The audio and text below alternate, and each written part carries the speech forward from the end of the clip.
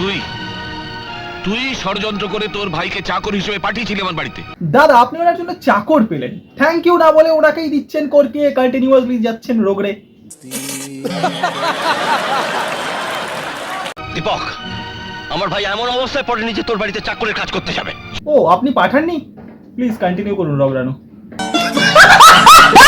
যাবে নয়, গিয়েছিল। কেনই বা যাবে না? আমার ধন সম্পদ ঐশ্বর্য দেখে তোর মতো মানুষের যে লোভ হবে, এতে আশ্চর্যের কি? ব্যঞ্জ প্রশংসা করছেন নাকি তিরস্কার করছেন? কবিতা আমার একমাত্র মেয়ে, একটা অশিক্ষিত গ্রাম্য ভাইকে তার গলায় ঝুলিয়ে সবকিছু হাতিয়ে নেবার ইচ্ছে তোর তো হবেই। মুখ সামনে কথা বল দীপক। এখানে মনে হয় মামলা গরম, আমার পটি পেজের চরম, আমি আসছি এক্ষুনি। আমার এই হাত দুটো শুধু দিতে শিখেছে, নিতে নয়। আমার ভাই গ্রাম্য হতে পারে, অশিক্ষিত হতে পারে, কিন্তু সে লোভী হতে পারে। সে বাড়িতে সে কিছুতেই যেতে পারে না যে বাড়ি থেকে আমি অপমানিত হয়ে ফিরে এসেছি। ও এখানে মান অপমানের হিসাব হচ্ছে। চলো দেখি কার হয় পাল্লা ভারী আর কার এগিয়ে যায় গাড়ি। অপমান? অপমান বোধ যদি তোর থাকতো তাহলে এখানে দাঁড়িয়ে বড় বড় কথা না বলে নিজের ভাইকে গিয়ে ধরতিস। উনি যদি আপনারটা ধরে, না মানে আপনাকে ধরে, তা তো যাবি না। যাবি কেন? সবটাই কি তোর প্ল্যান? খবরদার, খবরদার বর্দাকে আর একটা কথাও বলবেন না। বর্দা এসবের কিছুই জানে না। এসে গেছে আমাদের ছোট ভাই, ওইদিকে দাঁড়িয়ে আছে আমাদের বড় ভাই। কলিযুগে হচ্ছে ভাই ভাইচু।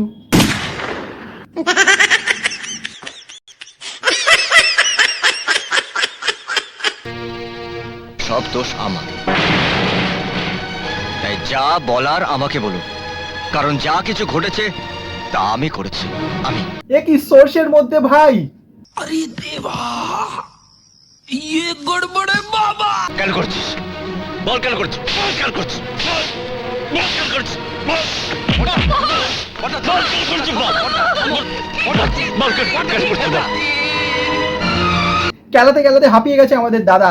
1 মিনিট বোতল খান, না মানে জল খান।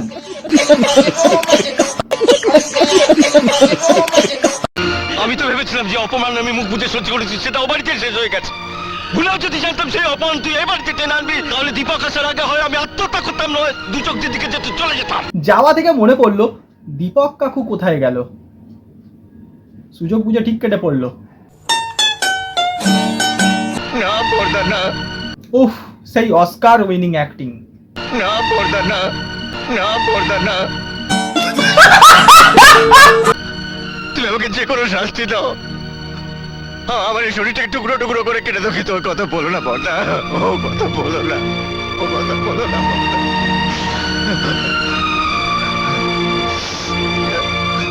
তুমি যখন বলেছিলে, তুমি যেদিন ওদের বাড়িতে গিয়েছিলে, কবিতা ছিল না? তোমরা কেউ চোখে জল দেখতে পেলে? ও এটা তো অ্যাক্টিং করছে।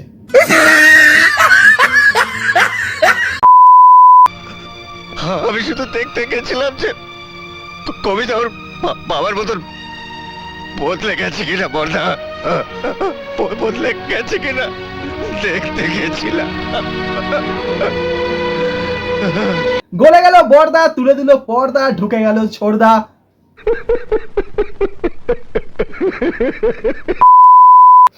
বুকে জ্বালা জুড়লো, এই গল্পটি শেষ হলো। আমার চোখে জল নেই, আমি অ্যাক্টিং করছি। कैसा लगा मेरा मजाक? হ্যাঁ বন্ধুরা, আজকের মতো এতটাই। ভিডিওটা ভালো লাগলে লাইক শেয়ার সাবস্ক্রাইব নিশ্চয়ই করতে পারে। ভিডিওটা সম্পূর্ণ ছিল এন্টারটেনমেন্টের জন্য, কাউকে পার্সোনালি শুট করার জন্য নয়, তাই মনে না রাখলেই হয়। দেখা হচ্ছে আগামী মস্তির সাথে। ভালো থেকো, সুস্থ থেকো, সাবধানে থেকো। জয় হিন্দ।